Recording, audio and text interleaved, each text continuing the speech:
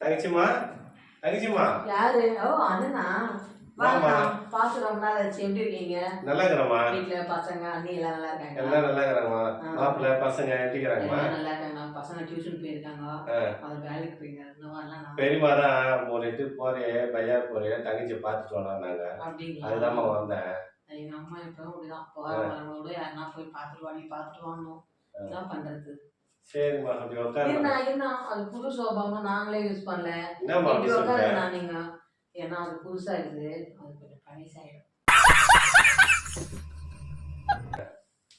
Juice எடுத்துட்டு வரீங்களா? ஓ உங்களுக்கு சளி பிடிச்சிங்குது. ஜூஸ் ஆட மாட்டீங்கல்ல? ஆமா கோல்டா இருக்குது. காப்பியாவது போட்டா இவ்வளவு தூரம் வந்துக்கிறீங்க. காப்பியா? சரி எங்க காப்பி சாப்பிட்ற மாதிரி இருக்குது.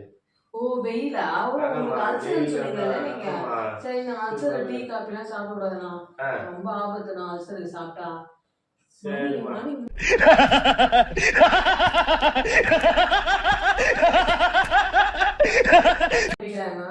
அவங்களுக்கு எங்கம்மா இந்த மாதிரி இல்லம்மா, அவங்க எங்கேயும் போறது இல்லை, வயசாயிடுச்சு. இருந்தாலும் அவங்க நடக்க முடியல, செய்ய முடியல, ரொம்ப கஷ்டப்படுறாங்கம்மா. அதனாலே வெளியவே எங்கேயும் அனுப்புறது இல்லை, இதுன்னு போறது இல்லை. கடை மாத்திட்டேன்னு சொன்னீங்களே? ஆமாம்மா, ஒரு மாசம் ஆச்சு. அப்படியே கொஞ்சம் கொஞ்சமா பிக்கப் ஆகுதுமா. பஸ் ஸ்டாண்டு கிட்ட வந்து அந்த இவங்க வீட்டாண்ட ஒருத்தர் இருக்கிறாங்க, அவங்கள பார்த்தேன்.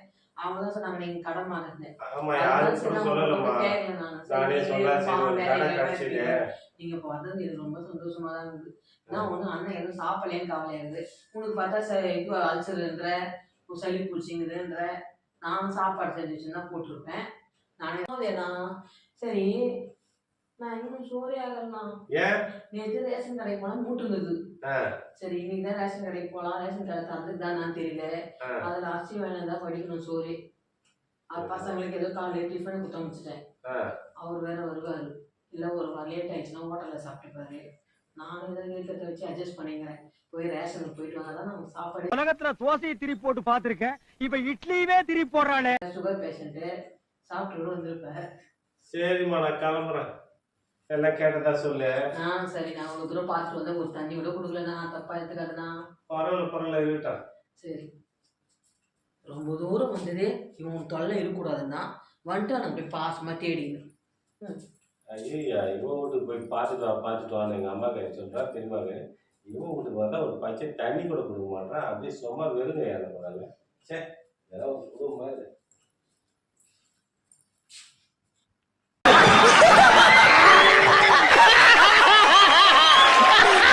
நம்ம சர்ப்ரைஸ் பண்ணுங்க. தேங்க்யூ.